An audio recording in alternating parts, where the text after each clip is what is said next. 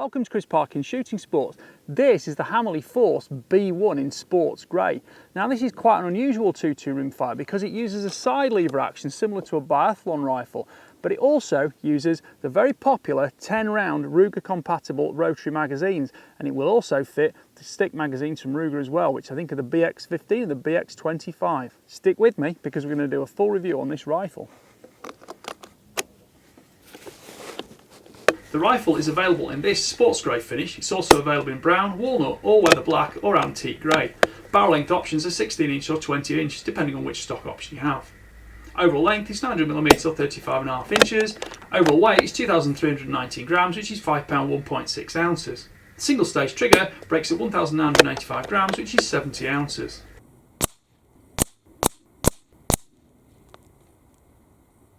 So, you've seen me using the gun. It's a very interesting, quite quirky gun this, and if you want something different, definitely start looking at this because it really does have a few differences and things to offer about it. Not just the side lever toggle action. So, number one, we've got to go about it straight away first. This has actually got a detachable barrel.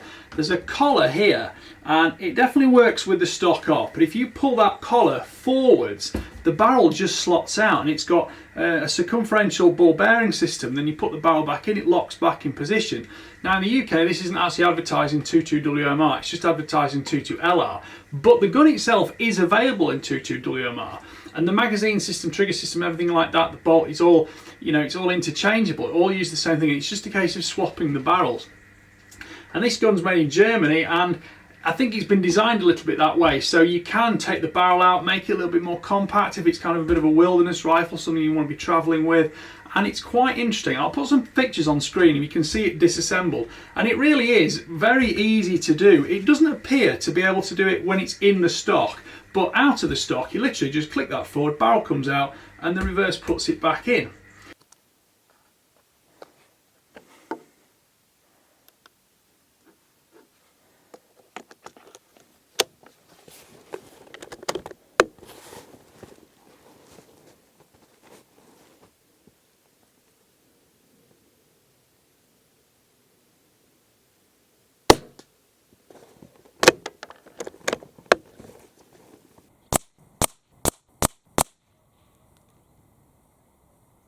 So the barrel screw cut, it's 16 inches, 410mm. You can actually, in some of the different stock variants, have this as a 20-inch barrel.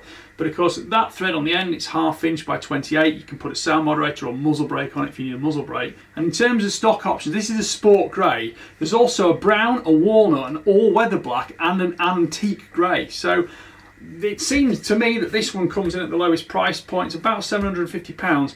And that is probably the stock I'd go for because it seems to suit the rifle perfectly, and I don't think you might get a little bit more rigidity in the forend on some of the heavier stocks, but until I've seen one I can't tell you that for sure. The barrel does free float, but it is a little bit flexible, the forend, so you do have to be a tiny bit delicate with it. Don't be too brutal because you don't want to be bending the forend and not nudging the barrel and moving your point of impact.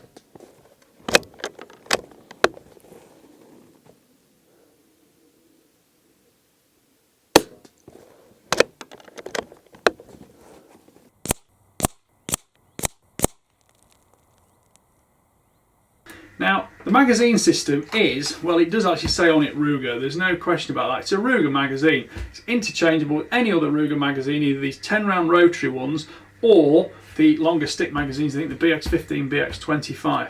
One thing I will say is that in a 1022 semi-automatic, these things always get covered in wax and lubricant and powder residue, and they're a big cleaning issue, and you've got to disassemble them and clean them out quite frequently. Of course, in a bolt action, you don't have that problem, and although this is a side lever, it's still kind of a bolt action because that chamber is sealed until all the gases and all the bullets and things have left, and you've not got quite that same cyclical rate, you've not got quite the same, masses of ammunition going through them, so you don't really suffer from having a 10-round Ruger magazine the same way you do with a 1022, where in fairness, in a 1022, they can be a little bit less reliable.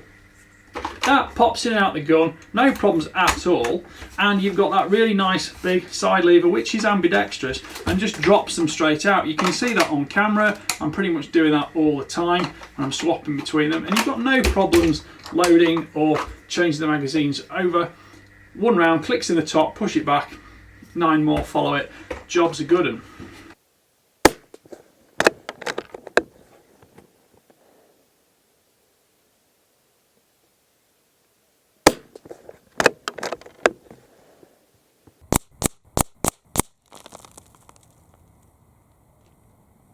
So other things about this rifle are, it has actually got adjustable length of pull, and there is a button on the back here, and if you press that button, look what happens.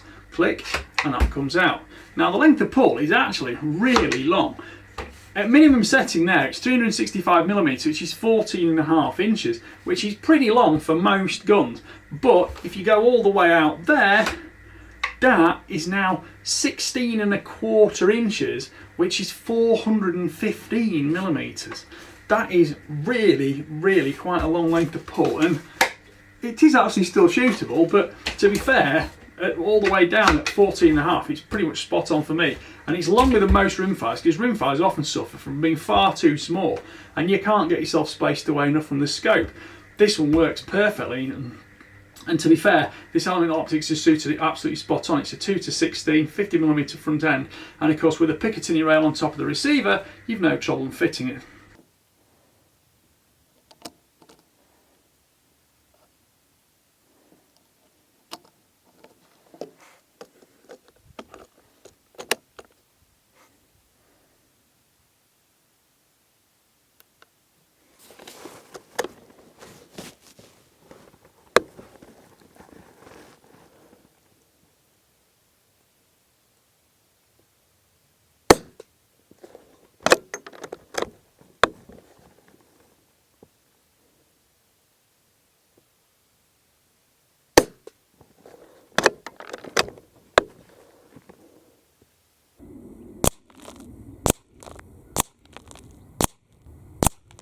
Now, the other factor is, it looks quite simple, but it works really well. I think if it were my gun, I'd probably stick it in place, but you can change the cheek piece height on that. It's a slim rubber cheek piece, so you do actually get a really nice cheek weld on it. It fits under your cheekbone without displacing your jaw. But that, it literally lifts out like that, and you can put it in the other way up to make it a little bit lower down. Now, if you do put it in that way up, it's hard to get out. So you need to take this off completely, and you can kind of just nudge it out from the inside, and it will just lift out. So the first time you do it, it's a little bit harder to do, but there you go, and that's what you got. And to be fair, I've shot it like that the whole time I've had it. Trigger weight on it, it's not the lightest trigger, it's a single stage trigger. There is a little bit of creep on it, but it's Ruger 1022 compatible, so you can change any of the trigger systems you want from the massive Ruger 1022 armoury of accessories from the world over. Trigger weight is 1985 grams, which is 70 ounces. So it is, you know, it takes a steady squeeze to make sure it goes off, but it is quite consistent. And to be honest, when you're shooting it, you don't seem to notice it that much, although it does sound a little bit heavier on paper.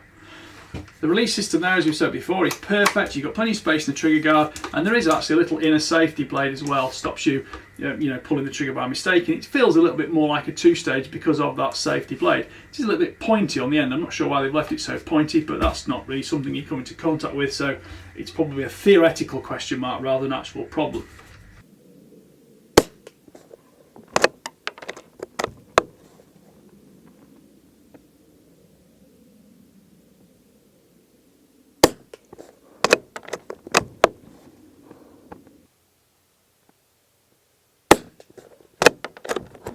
Length of pull is 365 to 415mm, which is 14.5 to 16.25 inches.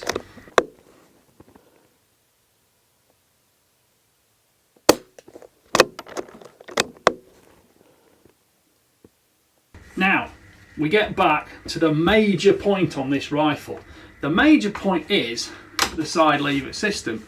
Now, you'll have seen me on video shooting this at slow speed from the bench, and I will not deny that when you shoot this at slow speed from the bench, especially if you've got a rear supporting hand like this and you're on a bag at the back, you can't really push that gun forwards without it coming away from your shoulder. So you do sort of develop a technique of keeping some fingers on the grip and closing the bolt like that with your fingertip, or you can, go on the front of the trigger guard underneath. Actually, that's a little bit slower, and when you need precision shooting, you do have to be wary of the fact that you are disturbing the position of the gun a little bit more than is ideal, certainly more than you would with a bolt action. But doesn't affect the accuracy.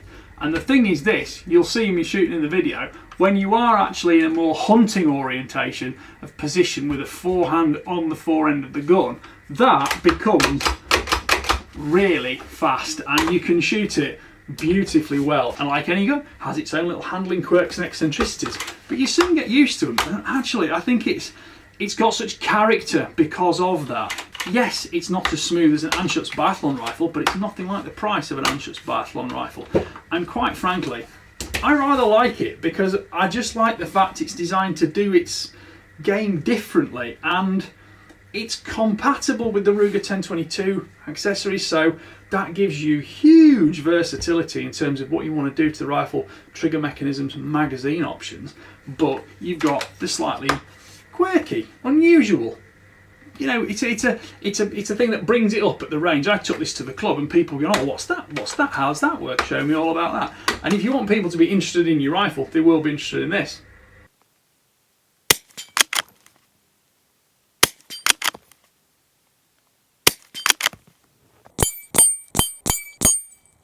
Availability of 22 WMR barrels might affect people's decisions as to whether they want to swap and change or not, but to be fair, the rifle held zero pretty well between actual barrel swaps, and because it had been in and out the stock in between times.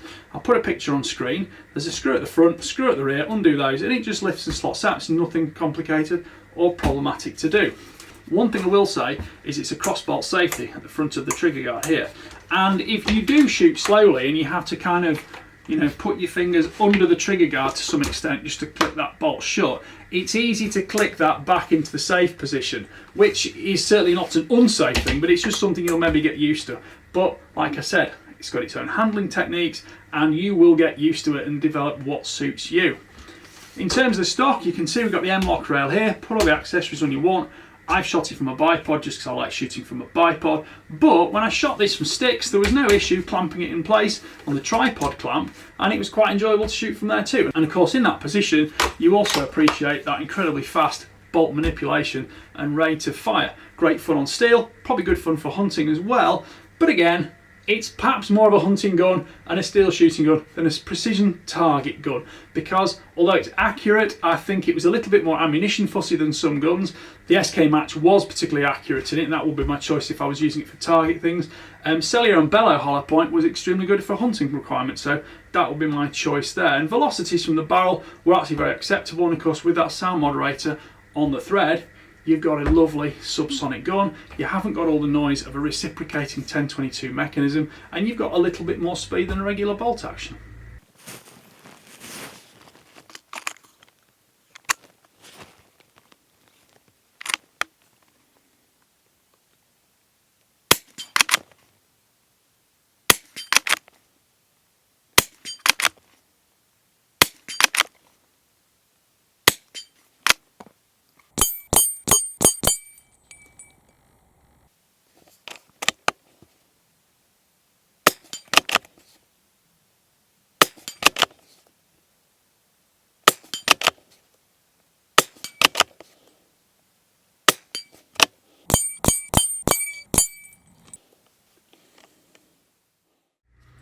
Right, I hope you've enjoyed watching that review. Please like, subscribe, comment, don't forget to click the notification bell and keep track of my regular uploads. Thank you for watching, bye for now.